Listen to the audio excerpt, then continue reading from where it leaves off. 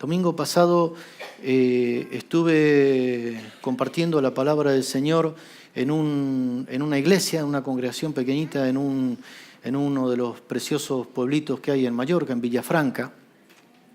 Y resulta que, visteis la que cayó el domingo pasado, que era una tormenta, una lluvia torrencial. Noemí tenía que compartir la palabra aquí. Y el horario de la reunión allí era muchísimo más tarde, pero en vista de que estaba lloviendo como estaba lloviendo, yo dije a Noemí, no te preocupes, vamos con el coche, te acerco, te dejo. Cuando llegué aquí, había un hermano ahí afuera, le dije si me quería acompañar y nos fuimos para allí. Ya el culto aquí comenzaba. Nos fuimos para Villafranca y claro, al llegar a Villafranca faltaba todavía como una hora para que comenzara la reunión. Así que hicimos lo de que ninguna genialidad, cualquiera de vosotros se os hubiera ocurrido hacer exactamente lo mismo que hice yo, ir a un bar a tomar un café con leche. Algunos súper espirituales dijeron quedarse en el coche orando, intercediendo. Bueno, lo que hicimos fue irnos a un bar. También se puede orar en cualquier contexto, ¿no? Nos fuimos allí a tomar un café con leche. Cuento esto porque esta situación a mí me movió a reflexionar y a pensar acerca de lo que quiero compartir con vosotros en esta mañana. Bar mallorquín, típico de pueblo. Estaba así todo muy en su sitio, todas las leyes no escritas de cómo entrar a un lugar de estos y dónde ubicarse y demás. Bueno, nosotros llegamos, nos sentamos ahí en una silla y evidentemente todos se dieron cuenta que no éramos de ahí, ¿no? De hecho, al ratito de haber entrado, yo noté, a mí me gusta mucho observar el lenguaje no verbal, noté que unos 5, 7 minutos después de habernos sentado nosotros, pedimos un café con leche, un croissant, noté que un señor entró y nos miró medio con mala cara. Y me di cuenta que estaba sentado en la silla, en la mesa donde él se solía sentar. Porque en estos lugares, como pasa aquí, cuidado. ¿O no? Nosotros llegamos y tenemos nuestra silla preferida. Y si hay alguien que está sentado ahí, decimos, bueno, vale, somos todos hermanos en la fe, pero nos miró así, ¿no? Bueno, estuvimos allí charlando, conversando, pasaron los minutos, todo muy correcto. Y llegada la hora, unos 15 minutos antes de empezar la reunión, fuimos al lugar de donde se reúne esta congregación y yo tuve una sensación como de haber pasado de un mundo 100 metros, 150 metros, no sé qué distancia, 200 metros uno del otro, pero tuve la sensación de haber pasado de un mundo a otro mundo. En un pueblo pequeño, en el que todo el mundo sabe quién es de ahí y quién no es de ahí, tuve la sensación de haber pasado de un mundo a otro mundo que funcionan en dimensiones paralelas, pero que no se tocan ni contactan una con la otra. Y esto a mí me movió. Por la tarde, días atrás había partido con el Señor la mamá de una hermana de un matrimonio que se congrega en Inca, y esta hermana que se fue con el Señor junto con su esposo eran miembros de la iglesia que mis padres pastorearon en Santa Cruz de Tenerife, o sea que los conocíamos de muchos años, y además de ser una hermana que se congrega en la congregación de Inca, nosotros con Noemí nos acercamos, a las 4 de la tarde abrían el tanatorio, nos acercamos para saludar a la familia, estar con ellos, Y como podéis imaginar, viste cómo fue el día del domingo pasado. Lluvia, frío, cambio de clima. Noemí estaba un poco baja de fuerzas. Predicar en los 3 cultos era todo un desafío. Encima ir hasta allí, hasta Manacor, para acompañar a esto. Noemí me dijo, mira, tenemos que irnos lo antes posible, que nos dé tiempo de llegar a Palma, a la reunión de la tarde, que comienza a las 7, como para tomar algo. ¿Qué hicimos? Nos fuimos aquí a un bar, llegamos pronto, nos fuimos aquí a un bar, pero no al bar al que suele ir la mayoría de la gente acá de la congregación, no al Tango Pan, al otro, que está un poquito más allá. Bar mallorquín, el bar del barrio, el bar de toda la vida. Me pasó lo mismo que a la mañana. Lo mismo. Tuve la sensación de decir, bueno, aquí hay un colectivo, hay un grupo de gente, una peña, no sé cómo llamarla. Hay unos parroquianos que suelen venir aquí. ¿Y cómo se sentirían si dentro de un ratito como yo estuvieran donde yo voy a estar dentro de unos minutos, en el tercer culto? Ya solo llamarlo así, ¿cómo sentiría alguno si yo le digo, ¿me quieres acompañar al tercer culto? Me diría, ¿qué? Pensando en todo esto, me movió a Hechos capítulo 17. Acompáñame, por favor, Hechos capítulo 17. He estado todos estos días, el mensaje que estoy compartiendo el día de hoy es un mensaje complejo, es un mensaje que es, de alguna forma, más que mensaje, es reflexionar con vosotros en voz alta. Pablo en Atenas, la cuna de la cultura, del pensamiento intelectual de la época. Si bien Atenas ya no era la capital del antiguo imperio griego, había caído, el imperio romano, Roma, era la capital del imperio, pero Atenas conservaba un trato de ciudad-estado muy privilegiado y conservaba lo que había sido su acervo, su tradición. Había sido la cuna y al día de hoy la filosofía de todo el mundo occidental está marcada justamente por el desarrollo del pensamiento y de la filosofía que tuvo origen en este contexto al cual Pablo va. Y allí Pablo, por eso el título de esta predicación, yo quisiera en esta mañana más que avanzar mucho, porque este texto, cuanto más uno lo lee y más reflexiona, más conciencia toma de que es un texto de una profundidad y de un calado, de unas dimensiones extraordinarias, como toda la palabra del Señor. Pero este texto me parece tremendamente relevante. Pensando en lo que he comentado desde un principio, ¿no?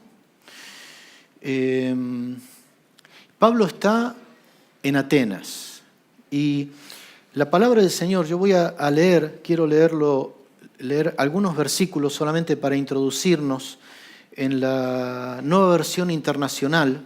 Lo vamos a tener aquí, pero de todos modos puedes seguirlo en tu versión, Reina Valera mayoritariamente. Dice la palabra del Señor y nos introduce en este versículo 16, perdón, que no dije el versículo, ¿no? Pero bueno, habéis encontrado sin duda ahí. Dice la palabra del Señor, mientras Pablo los esperaba en Atenas, le dolió en el alma ver que la ciudad estaba llena de ídolos. Así que discutía en la sinagoga con los judíos y con los griegos que adoraban allí, y a diario hablaba en la plaza con los que se encontraban por allí. Algunos filósofos epicúreos y estoicos entablaron conversación con él. Unos decían, ¿qué querrá decir este charlatán? Otros comentaban, parece que es predicador de dioses extranjeros. Decían esto porque Pablo les anunciaba las buenas nuevas de Jesús y de la resurrección. Entonces se lo llevaron a una reunión del Areópago. Vamos a dejar aquí la palabra del Señor. Esta lectura nos introduce y estoy seguro que estáis deseando continuar con la lectura, porque es apasionante todo lo que describe Lucas en el registro de este acontecimiento histórico de la vida del apóstol Pablo.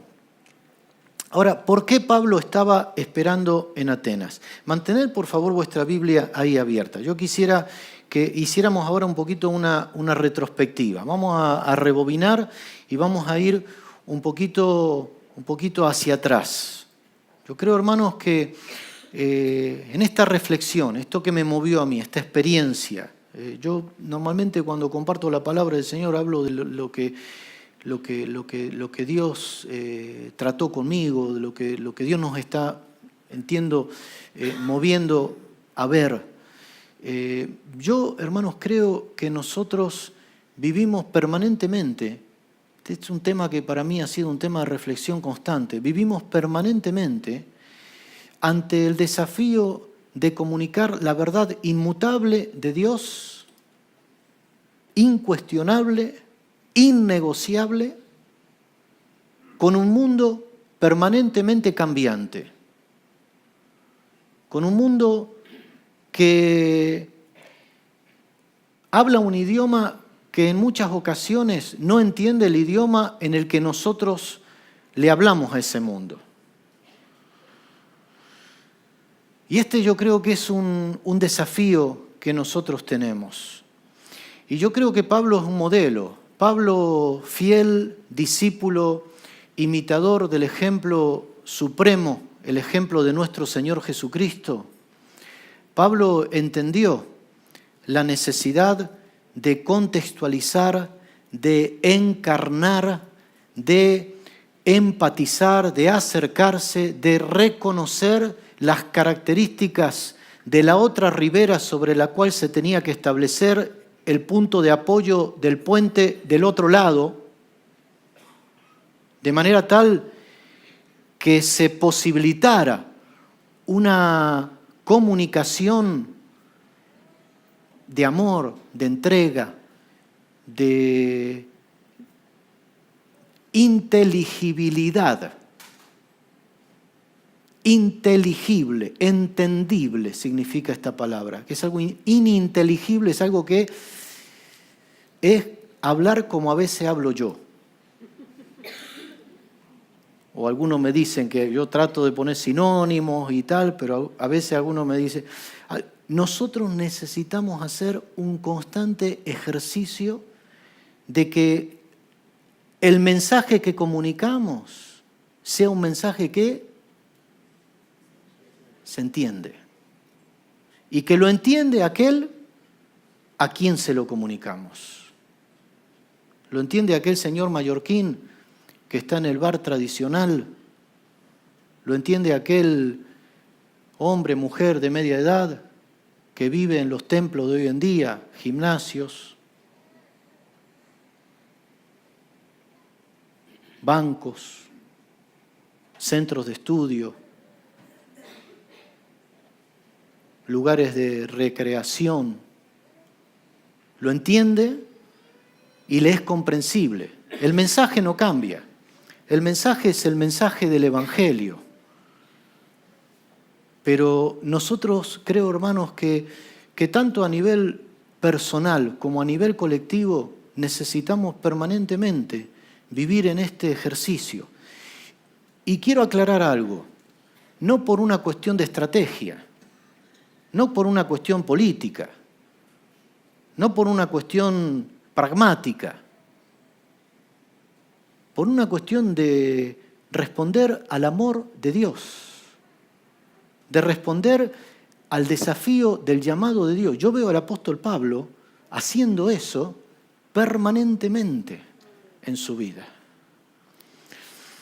Pablo vivía enfocado en el cumplimiento de aquello para lo cual había sido llamado por Cristo.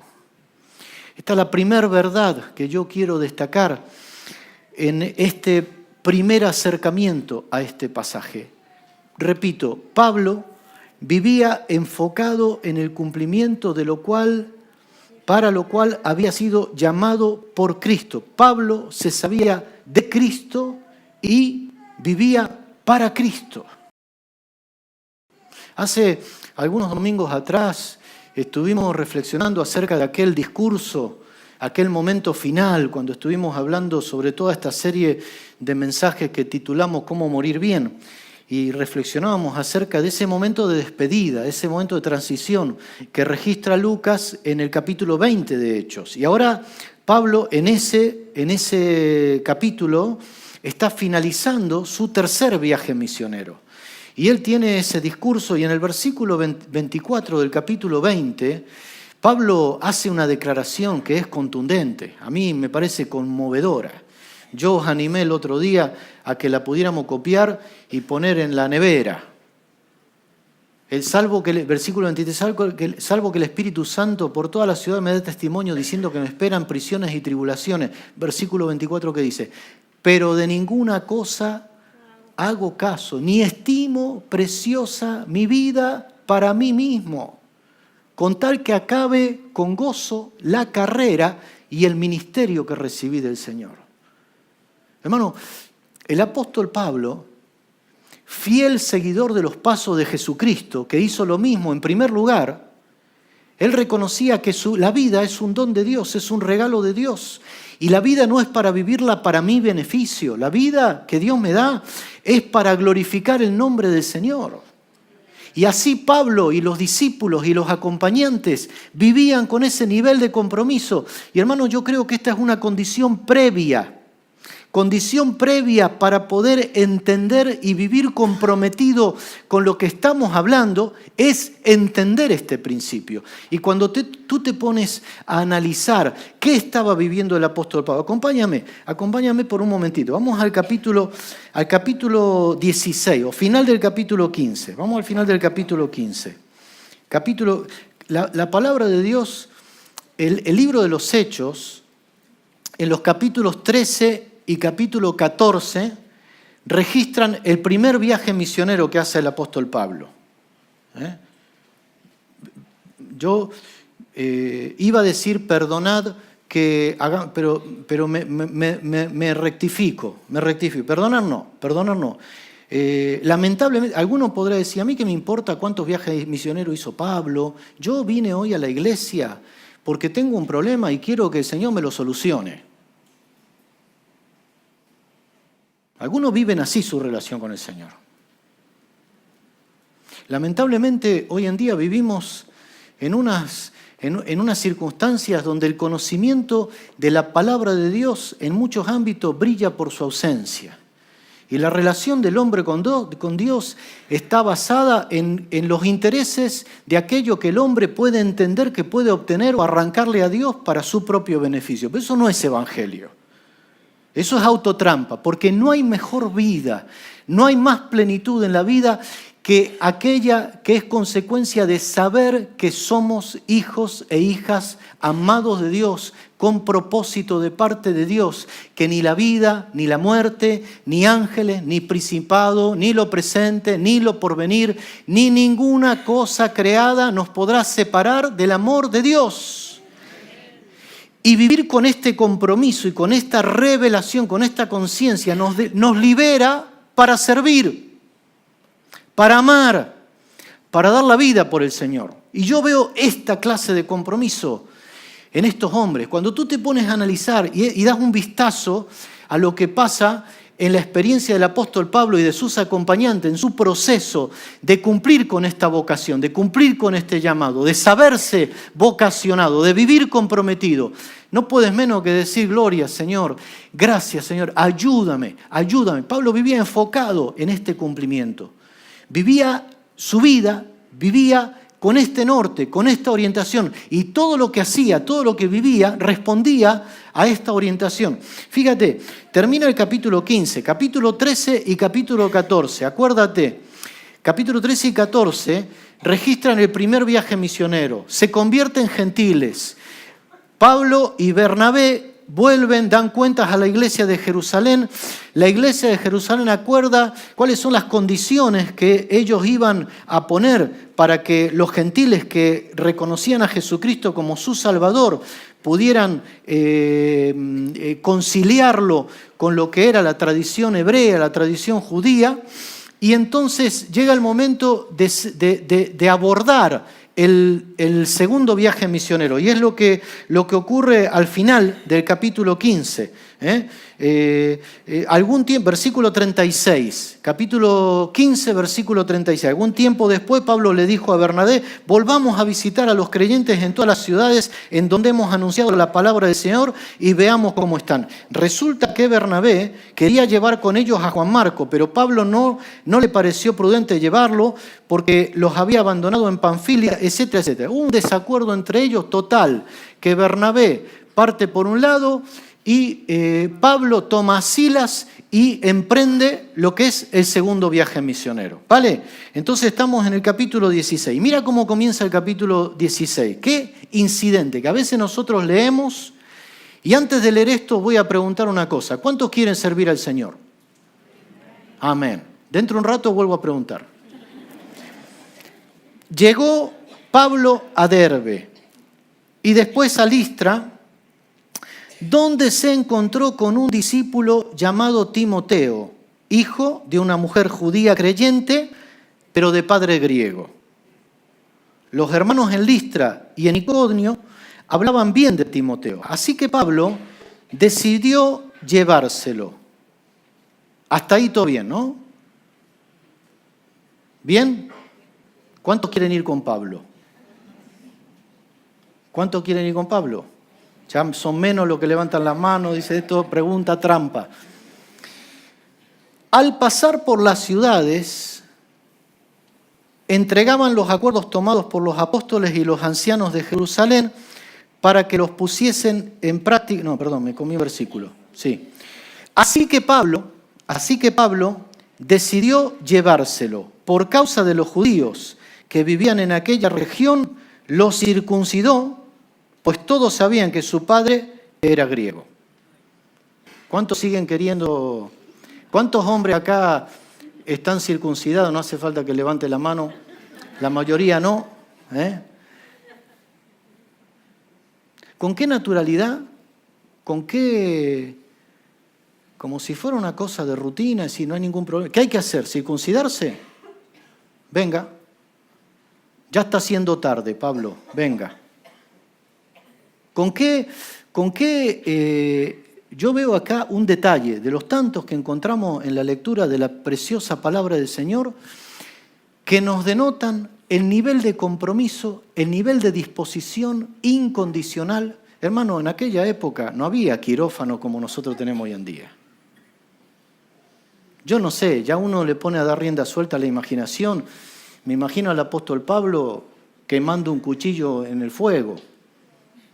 Y decir: venga Timoteo, ¿estás preparado? Ningún problema. Y no lo hace por un motivo de carácter teológico.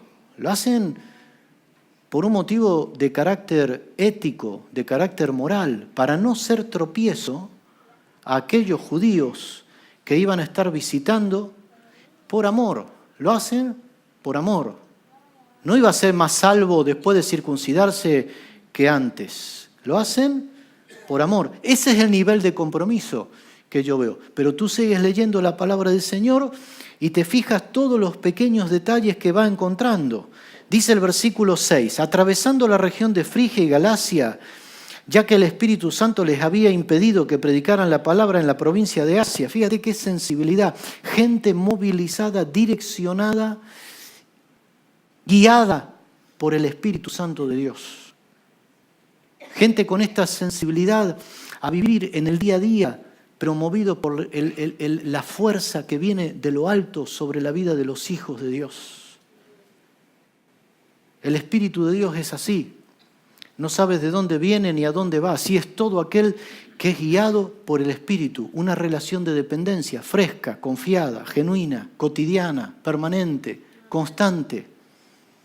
Gente comprometida, compañeros de trabajo, vecinos, amigos, personas, sirviendo al Señor en el ámbito, en la dimensión de lo sobrenaturalmente natural y lo naturalmente sobrenatural, entendiendo que todo lo que vivimos, todo lo que tenemos, todo lo que hacemos, todo lo que está en nuestra cotidianeidad, tiene que ver con lo que Dios quiere hacer a través de sus hijos que están llamados a ser expresión suya en medio del lugar donde Dios los ha puesto. Hermano, yo veo estas condiciones previas, son las que veo en la vida del apóstol Pablo. Y todo este párrafo nos habla acerca de eso. Durante la noche, versículo 9, durante la noche Pablo tuvo una visión en la que un hombre de Macedonia puesto de pie le rogaba: pasa por Macedonia y ayúdanos. Después de que tuvo la visión, enseguida nos preparamos para partir hacia Macedonia, convencidos de que Dios nos había llamado para anunciar el Evangelio a los macedonios. Esta disponibilidad, esta frescura. Hermano, hermana, nosotros necesitamos que vivir en esta sensibilidad natural, cotidiana, genuina, permíteme la expresión hasta casi infantil, la de alguien que se sabe pequeño delante del Dios que es grande y omnipotente, de dejarnos guiar por Dios. Cuando te cruzas con un compañero de trabajo, con un vecino, con una mamá en la puerta del colegio, esperando, cuando el Espíritu de Dios te pone el sentir de hacer un bizcocho y regalárselo a esa vecina que tal vez ves, todo, necesitamos en el nombre del Señor que el Señor nos ayude a vivir permanentemente movilizados por el Espíritu Santo de Dios. Yo veo esas condiciones previas. Pablo está en Atenas, pero antes de llegar a Atenas hay toda una historia de vida, hay toda una constante vital, hay todo un compromiso, un testimonio permanente de vivir en ese ser movido por el Señor. Hermano, nada de lo que ocurre en nuestras vidas es fruto de la casualidad. Dios lo permite con un propósito excelente para aquellos que aman a Dios, a fin de que Cristo sea formado en nosotros y sea transparentado a través de nosotros. Dice la palabra del Señor que finalmente ellos llegan a Filipos. ¿Qué pasa en Filipos?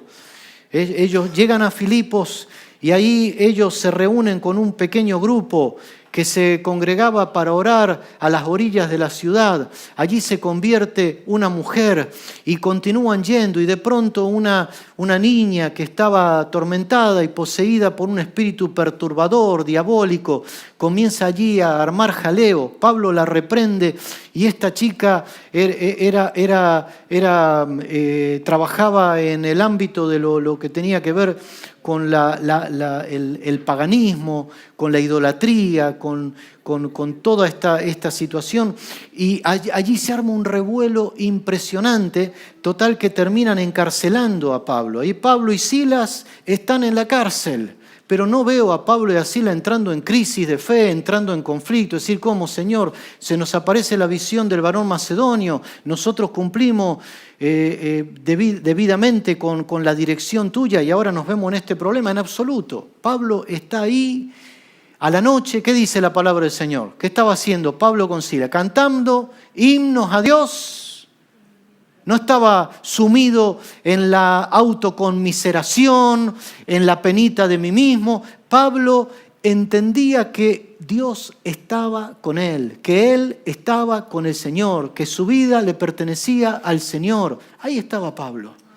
Hermano, qué bueno, qué necesario. Yo creo que nosotros necesitamos rever y refrescar los principios de la palabra del Señor para vivir en un constante arrepentimiento que nos permita vivir orientados hacia lo que Dios tiene para nuestras vidas.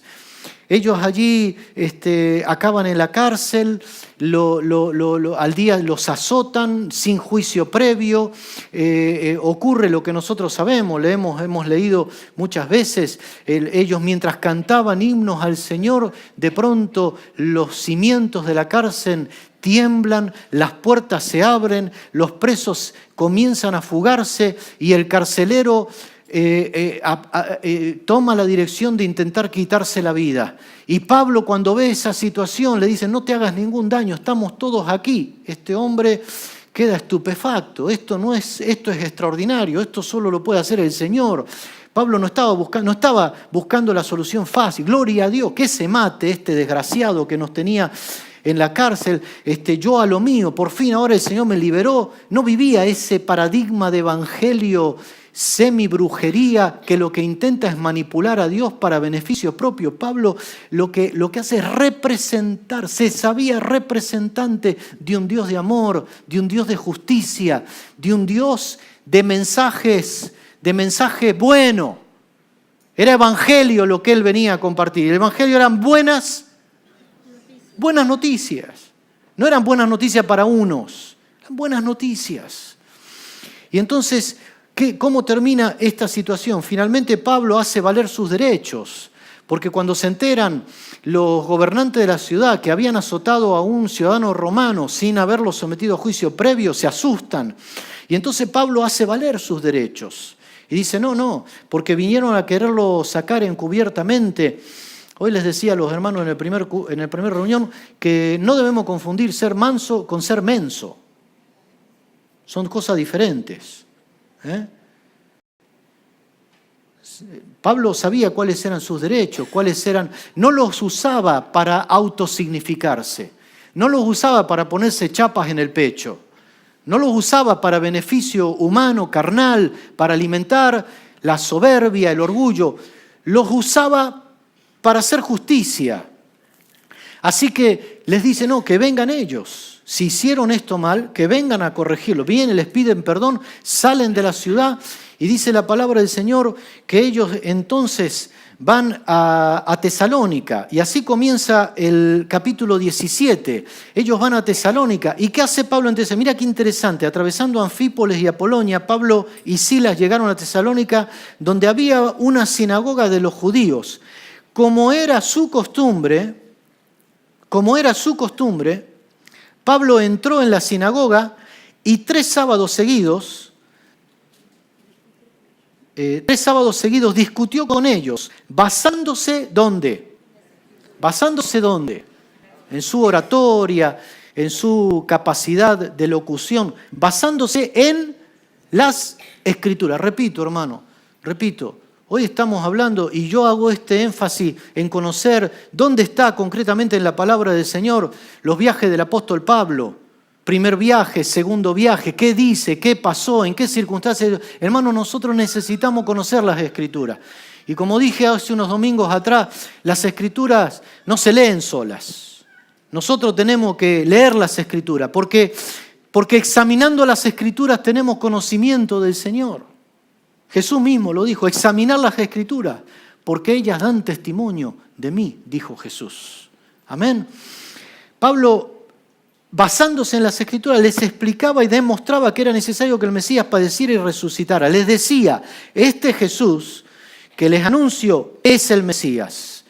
Y fíjense qué interesante, porque el mensaje de Pablo aquí no tiene absolutamente nada que ver con el mensaje de Pablo en Atenas. Pablo con este grupo de Tesalónica en la sinagoga tenía un paradigma común. Tenían el conocimiento del Antiguo Testamento, les podía hablar de Moisés y sabían de quién estaban hablando. Pero Pablo a los atenienses les hablaba de Moisés, les hablaba de David y no tenían ni idea.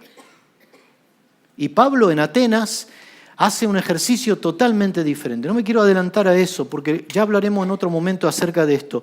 Yo quiero hacer énfasis en este aspecto, en este compromiso real, genuino, de vivir enfocado en el cumplimiento del plan de Dios para su vida.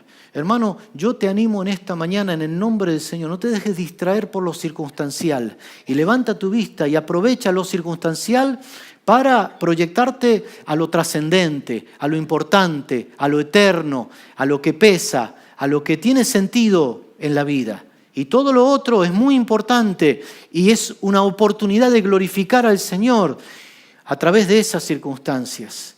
Pablo continúa aquí y se arma un revuelo de tal tamaño que los hermanos deciden que Pablo se vaya a Berea. una ciudad a unos 65 kilómetros, y ellos se van a Berea. Estoy leyendo, vamos muy rapidito, pero fíjate, el versículo 10 dice otra vez, nuevamente, insistimos en lo que acabamos de mencionar sobre el valor de las Escrituras. Tan pronto, versículo 10, como se hizo de noche, los hermanos enviaron a Pablo y a Silas a Berea, quienes al llegar se dirigieron a la sinagoga de los judíos. Una vez más, Pablo no estaba diciendo, de la que nos salvamos. Ahora, muchacho, calladito, que nos salvamos por los pelos. A nadie se le ocurra hablar de Jesús, a ver si nos vuelve a pasar lo mismo que en Tesalónica. ¿No? No es esto lo que leemos en las Escrituras. ¿Qué dice? Llegaron a Berea. Al llegar se dirigieron a la sinagoga de los judíos.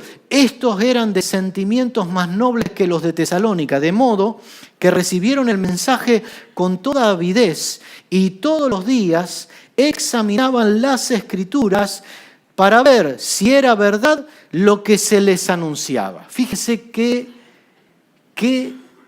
sentencia tan saludable, tan nítida, tan clara. ¿Qué hacían los de Berea? Eran nobles de corazón, recibieron la palabra de Pablo, pero ¿qué estaban haciendo? Examinaban las Escrituras. Para examinar las Escrituras hay que conocer las Escrituras. Y contrastaban si el mensaje que les estaba predicando Pablo condecía con la enseñanza de las Escrituras. Hermanos, nosotros necesitamos hacer este ejercicio. Hoy en día, por Internet, es una plataforma privilegiada y que tiene muchas cosas buenas, pero también tiene mucha, no sé cómo calificarlo, califícalo tú como te dé la gana, porque cualquier calificativo que le ponga me parece que se va a quedar corto. Hay mucha cosa por ahí. Necesitamos examinar, y necesitamos examinar lo que se dice de todos los púlpitos, inclusive a la luz de las Escrituras. ¿Amén o no amén? Pero para esto necesitamos amar, conocer las Escrituras, la palabra del Señor. Y esto tiene que ver con ese compromiso con nuestro llamamiento de parte del Señor. La cuestión es que dice el versículo 13, cuando los judíos de Tesalónica, 65 kilómetros de distancia, ya había terminado, estos estaban tan envenenados y tenían tanta gana de lío, que dice, cuando los judíos de Tesalónica se enteraron que también en Berea estaba Pablo predicando la palabra de Dios, fueron allí para agitar y alborotar a las multitudes. Enseguida los hermanos enviaron a Pablo hasta la costa, pero Silas y Timoteo se quedaron en Berea. Acá está la clave. ¿Por qué Pablo estaba en Atenas esperando? Porque Silas y Timoteo se quedaron en Berea. Los que acompañaban a Pablo lo llevaron hasta Atenas y luego regresaron con instrucciones de que Silas y Timoteo se reunieran con él tan pronto como les fuera posible. Y ahí nos introducimos en el pasaje que leímos hoy para comenzar con esta palabra. Mientras Pablo los esperaba, y hermano, aquí tenemos otro aspecto que a mí me parece de mucha importancia.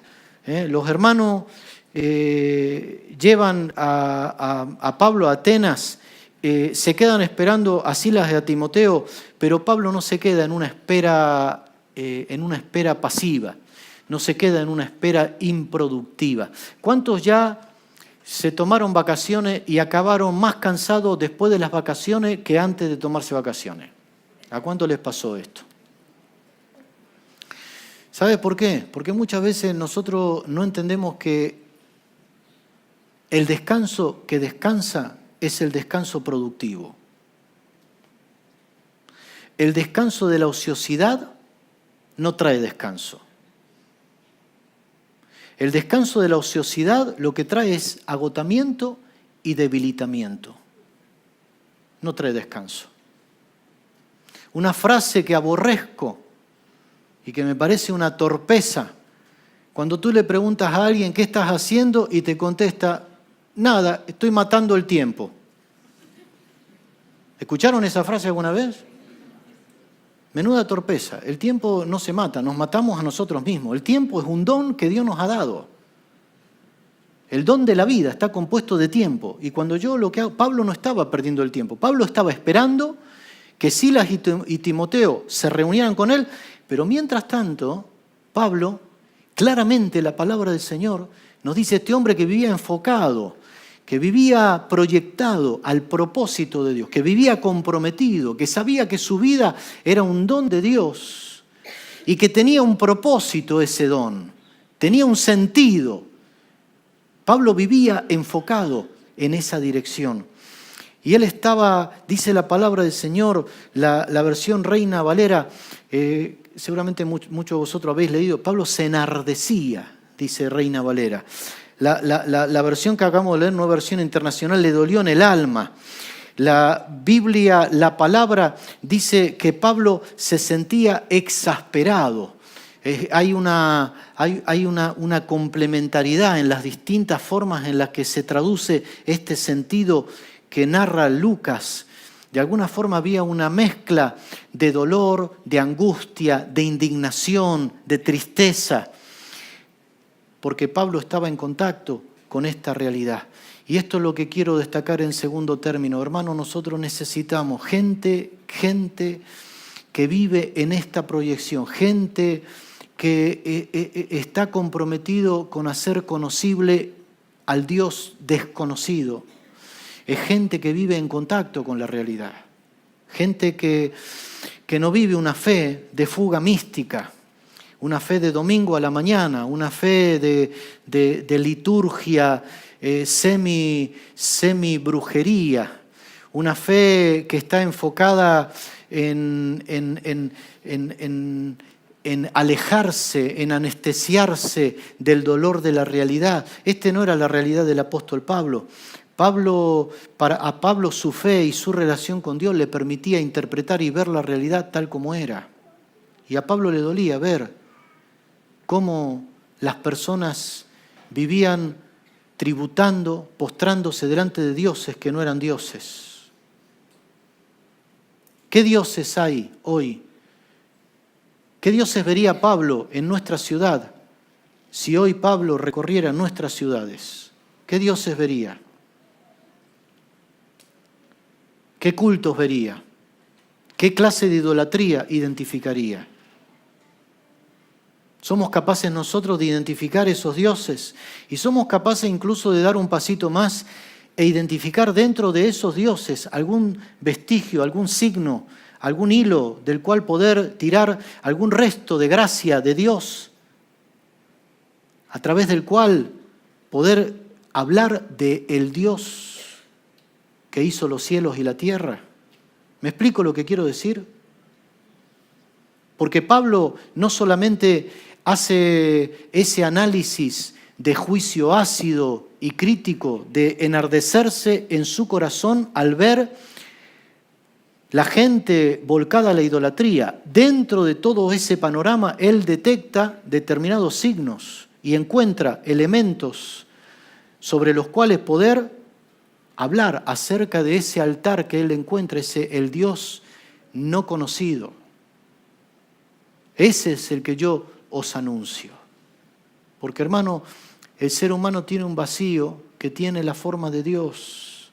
El ser humano necesita satisfacer su espíritu y solamente Dios lo puede satisfacer, solamente Dios lo puede sanar. Pablo está utilizando elementos poéticos y aquí hace un ejercicio que a mí me genera una especie de cortocircuito.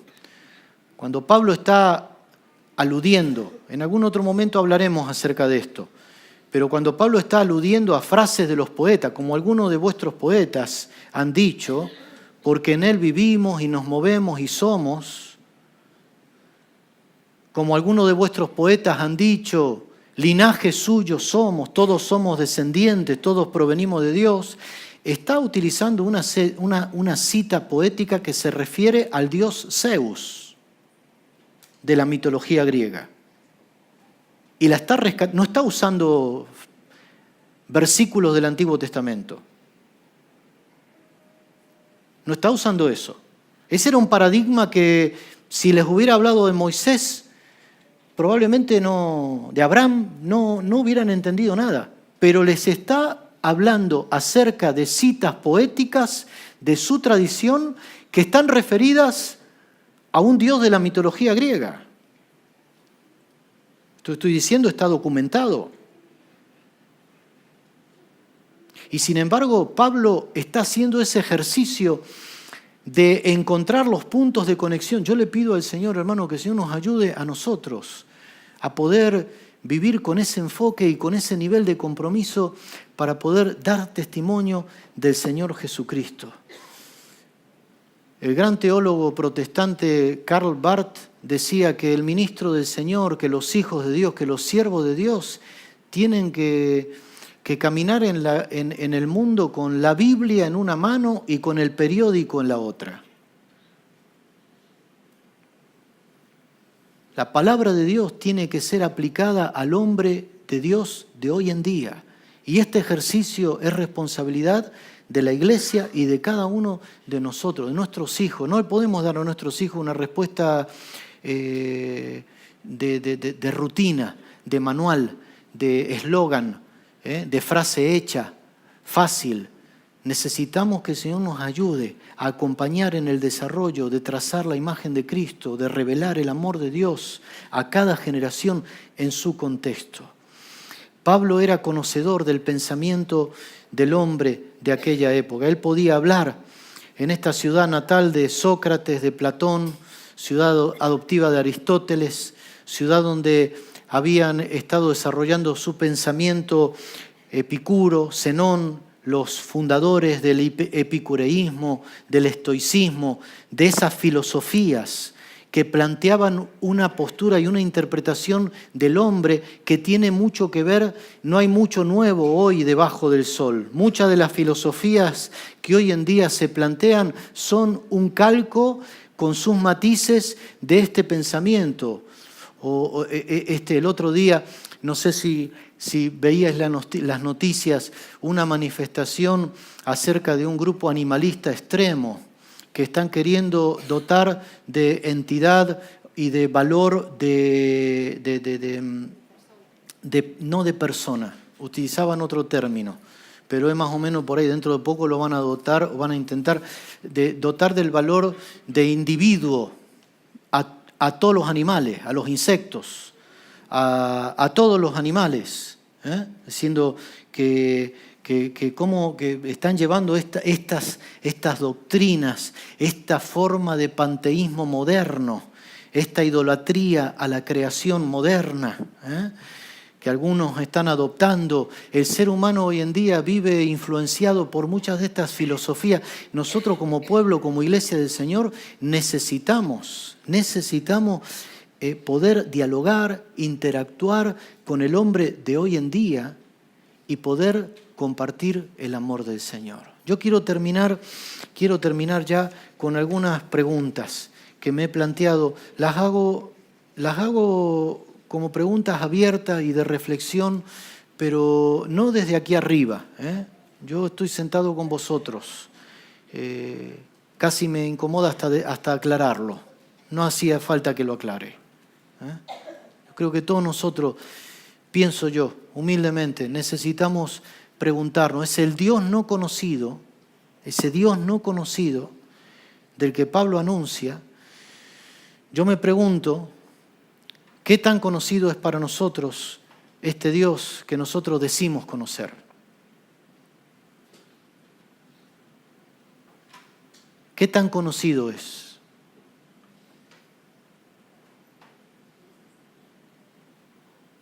¿Me explico? Nosotros muchas veces podemos caer en una especie de presunción, de osadía, de decir yo conozco a Dios. Y está bien, no quiero, entiéndeme bien lo que estoy diciendo. Cuando yo digo yo conozco a Dios y creo que ese conocimiento que tengo de Dios me basta, he rebasado una línea, entiendo yo, muy peligrosa. ¿Quién puede decir que conoce a Dios? ¿Qué mente finita, limitada como nuestra mente humana es capaz de conocer un ser eterno, infinito, inabarcable, incomprensible? No se puede comprender, no se puede delimitar. Y yo creo que necesitamos. Nosotros muchas veces miramos por encima del hombro a los atenienses, diciendo, pobrecitos, tenían un ídolo al Dios conocido. Yo sí conozco al Dios verdadero. ¿Conoces realmente? ¿Puedes llegar a la conclusión de que tu conocimiento de ese Dios verdadero al cual tú dices conocer te basta? Es una reflexión. Me pregunto, ¿qué tan visible es entonces a través de nuestras vidas este Dios al cual nosotros decimos conocer? Porque si yo digo que conozco a Dios, ¿qué tan visible es Dios? ¿Qué tanto transparento a Dios? ¿Qué tanto se trasluce el carácter y la naturaleza de Dios? ¿Qué tan visible es a través de mi vida este Dios al cual digo que yo conozco y adoro? Me pregunto si en ocasiones no convertimos a ese Dios no conocido a través de nuestras prácticas, de nuestras formas, de nuestra manera de interpretarlo. Porque, hermano, todos nosotros hacemos teología y todos nosotros interpretamos a Dios. ¿Cómo describimos, cómo hablamos de Dios? ¿Cómo decimos que Dios es? ¿Hasta qué punto? Mi pregunta es, ¿hasta qué punto mi forma de comunicar a Dios no convierte a Dios o no corro en el peligro de convertir a Dios en una caricatura, en una deformación? No, ese Dios no conocido no lo termino convirtiendo en un Dios irreconocible.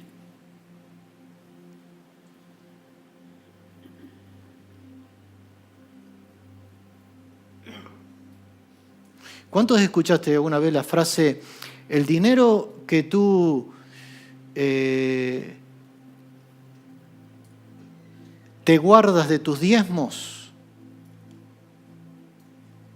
te lo acabarás gastando en la farmacia? ¿Cuántos escucharon alguna vez esta frase? Algunos todavía la han pronunciado. ¿Qué Dios dibujamos cuando hacemos eso? Yo no estoy hablando en contra de los diezmos. ¿Qué Dios dibujamos a nuestros hijos cuando les pintamos la imagen de un Dios chantajista?